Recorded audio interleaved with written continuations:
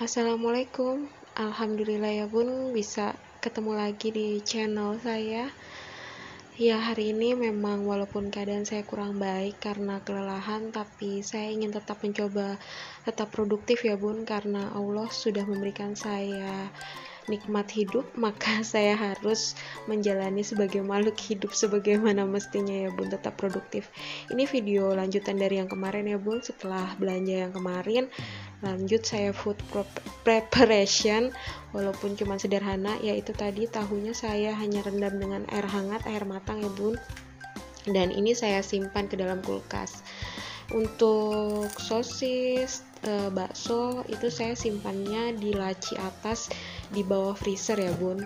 Terus selebihnya kalau cemilan roti tawar itu saya taruh di rak atas, terus di rak keduanya itu saya taruh sayur-sayuran dan lauk-lauk di situ ya bun, kayak tahu gitu yang udah ditutup rapat ya bun. Dan untuk kol itu saya taruh bawah tapi dibungkus plastik. Udah gitu aja sih bun, saya karena kebutuhan kita cuman berdua, insya Allah yang ada saat ini cukup untuk memenuhi kami seminggu ke depan. Oke bun, lanjut pagi harinya. Seperti biasa, saya masak nasi yang dimulai dengan masak air dulu ya bun, untuk lebih mempercepat proses memasaknya. Dan sebelum memasak, saya beres-beres alat masak, alat makan yang udah dicuci dan udah kering ya bun, saya kembalikan ke tempatnya masing-masing. Ya, ini saya lanjut masak nasi ya bun, karena airnya udah mendidih, jadi tinggal diproses masaknya bun.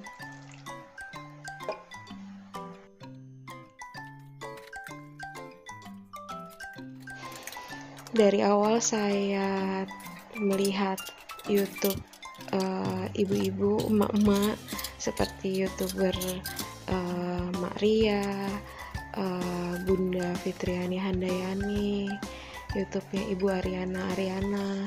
Itu saya udah tahu banget bahwa untuk menjadi konten kreator itu nggak gampang ya bun, apalagi kita setiap harinya harus mempunyai ide yang akan kita buat eksekusi dalam bentuk video dan bisa disajikan di channel YouTube kita. Dan itu udah saya pikirkan, ternyata memang pada kenyataannya lebih sulit dari yang saya bayangkan ya bun. Jujur aja mungkin karena saya masih bekerja di kantor ya bun, jadi pekerjaannya jadi yang biasanya nggak ada aktivitas merecord dan mengedit, jadi ada tambahan. Tapi nggak apa-apa, saya senang karena sebenarnya saya juga ingin sekali ya bun, makanya kenapa saya terlalu memaksakan diri membuat video ini, karena memang saya ingin sekali hijrah ya bun, pindah bekerja di rumah aja dan menjadi seorang konten kreator juga. Walaupun belum bisa sehebat para youtuber emak-emak yang lain, tapi saya sedang mencoba belajar berikhtiar. Semoga bunda-bunda di luar sana ada yang bersepakat dengan pemikiran saya dan ingin membantu dengan apa yang menjadi ikhtiar saya, bisa membantu subscribe ya bun channel saya, ditonton. Semoga ada masukan-masukan yang bisa bunda-bunda berikan terhadap video-video saya yang udah saya buat sampai saat ini 7 daily vlog gitu ya bun. Oke bun, lanjut lagi. Ini saya memasak buncis ya bun, dan buncis ini tuh udah 1 minggu di kulkas. Alhamdulillah kondisinya masih baik ya bun, masih nggak ada cacat atau layu atau busuk sama sekali. Dan ini tuh saya biasanya kalau motong buncis tuh saya bagi dua dulu ya bun, terus baru saya belah lagi. Nggak tahu kenapa saya terbiasa seperti itu sih, karena ibu saya biasanya ngajarinnya kayak gitu, jadi sampai saya menikah pun terbawa dengan cara beliau mengajarkan saya. Oh ya, tadi saya galau tuh bun motong tempe dulu karena saya kepikiran mau digoreng, tapi saya mikir udahlah nanti ditumis tipis-tipis, nggak usah digoreng mateng, nanti kan dimasak bareng sama buncisnya juga bakalan enak. Dan tempe ini juga usianya tempe ini udah ada di dalam kulkas saya tuh selama seminggu juga bun, dan rasanya alhamdulillah masih enak, nggak ada rasa asam atau busuk. Ini saya tempenya beli di Superindo, tapi kayaknya kalau tempe di tukang sayur yang biasa saya beli lewat dari 2 hari atau 3 hari aja udah nggak enak bun, nggak tahu kenapa. Tapi sih ini tempenya nggak terasa ada banyak bahan pengawet, tapi nggak ngerti kenapa ya bisa lebih awet ya bun. Dan ini bahan-bahannya cuman bawang putih, bawang merah, dan cabai aja sih bun, karena saya mau cuman tumis dikasih kecap gitu aja bun. Oh iya, maaf ya bun kalau suara saya agak lemas atau kurang terdengar jelas.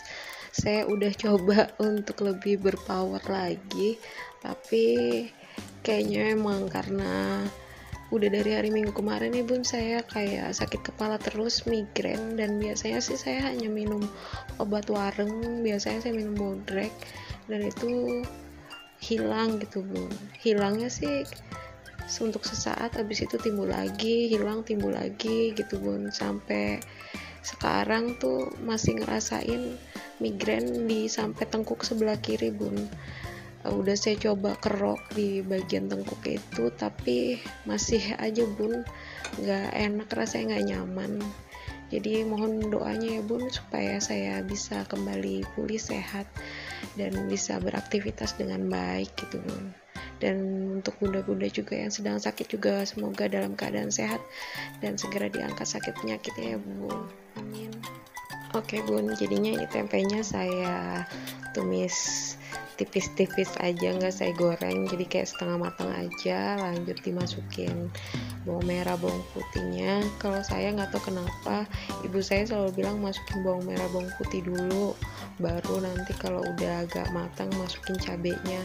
Katanya sih biar nggak bersin-bersin karena mencium aroma pedesnya cabai ya bun.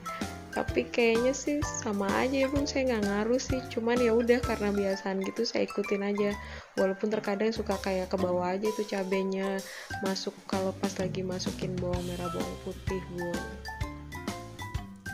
Oh iya bun, buncis ini tuh salah satu sayuran favoritnya Pak suami. Jadi hampir setiap minggu atau sebulan beberapa kali tuh akan ada menu buncis ini sebagai bekal makan siang kami di kantor. Jadi kadang kayak bosen gak bosen sih bun kalau saya, tapi lebih menyenangkan karena saya nggak terlalu rumit masaknya gitu loh bun. Jadi ya masakan simple kayak gini aja udah bisa bikin seneng hati pas suami kan ya bun ya. Semoga jadi amal soleh buat kita para istri ya bun, yang tetap memasak buat suaminya. Waktu itu saya pernah bertanya sama suami, makanan apa sih yang menurut kamu enak? Terus dia jawab, makanan ala warteg. Ya ampun bun, sumpah itu bikin hati, Masya Allah, semudah itukah Purgoso. Ya alhamdulillah sih bun, kalau masakan ala warteg kan artinya masakan rumahan ya bun, nggak yang ala-ala Eropa dan masakan Jepang atau masakan Korea gitu ya bun. Alhamdulillah kalau masakan ala warteg ya bahannya gampang, murah, meriah, dan cara memasaknya pun juga nggak terlalu sulit ya bun. Insya Allah sih kalau kayak gitu sih, saya sebagai istri yang insya Allah soleha bisa mengabulkan memasak makanan enak menurut Pak suami, yaitu masakan ala warteg bun. Lalu ini saya mau bikin lauknya telur mata sapi aja ya bun. Abis saya bingung mau lauk apa. Kalau lauknya tahu, nanti tahu sama tempe ketemu tos-tosan mereka bun. Ya udah saya pakai protein hewani dari telur. Kalau seleranya Pak suami nih telurnya maunya setengah matang ya bun, tapi saya juga nggak mau setengah-setengah matang banget, jadi tetap harus matang tapi agak juicy gitu ya bun, nggak terlalu kering.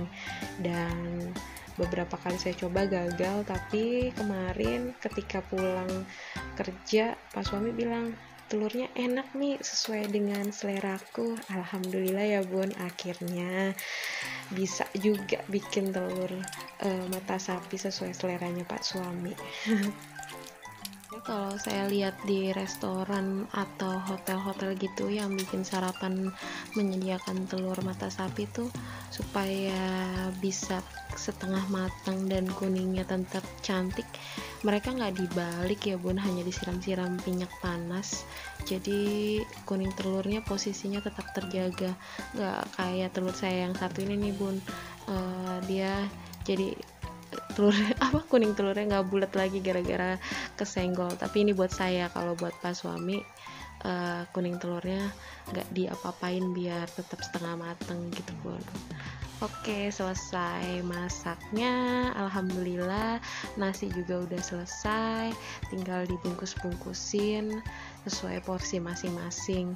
Biasanya saya ngambilin pas suami dulu, kira-kira cukup enggak, nanti sisanya punya saya.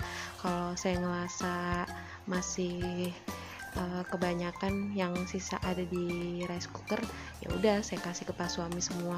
Karena jujur aja bun, saya setiap hari tuh takaran nasinya suka berubah-berubah gitu, tergantung sayur atau lauk yang saya masak saat itu. Yang kiranya mengenyangkan, ya nasinya nggak banyak-banyak saya masak gitu loh bun.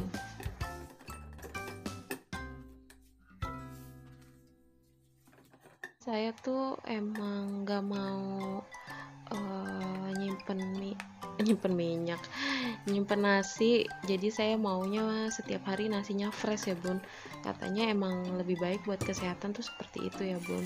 Dan saya juga ngerasa jadi aman kan, karena saya masak dari subuh dan dimakannya siang, jadi takutnya kalau saya bawa bekalnya nasi kemarin, takutnya jadi basi gitu loh bun. Jadi kalau kayak gini kan fresh setiap hari, kemungkinan basinya kecil gitu ya bun ya. Kalau di rumah bunda-bunda masak nasi sehari berapa kali bun? Kalau saya ya sekali aja, pas pagi aja, dan buat bekal makan siang. Karena kalau malam kebanyakan sih kita udah nggak makan nasi lagi ya bun. Kalaupun kelaparan dan pengen makan, ya beli, dan rata-rata sih nggak nasi, biasanya ya kayak cuman ngemil-ngemil gorengan atau roti ya, yang ada aja, nggak nasi. Walaupun tetap aja ya bun kalorinya, dan bisa bikin timbangan makin nambah alias kegendutan. Sebenarnya saya tuh udah nggak mau pakai plastik lagi ya bun, mau pakai wadah-wadah tempat makan yang ada gitu. Tapi nggak tahu kenapa, sebenarnya saya juga nggak tahu kenapa tuh kayak nggak enak gitu makan pakai tempat makan gitu bun. Sebenarnya saya lebih nyaman pakai kertas nasi, cuman stoknya udah habis, dan ya udahlah saya cobain terus, biasain pakai wadah tempat makan kayak gini, karena juga mengurangi sampah plastik ya bun sebenarnya.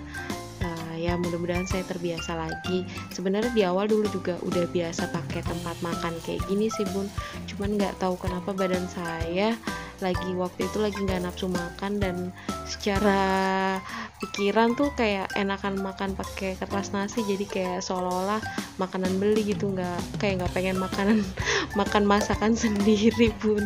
Tapi insya Allah sih ini jadi dibiasain lagi, dan alhamdulillah sih udah beberapa kali saya pakai tempat makan kayak gini dan kemakan aja gitu bun, dan ngerasa nyaman.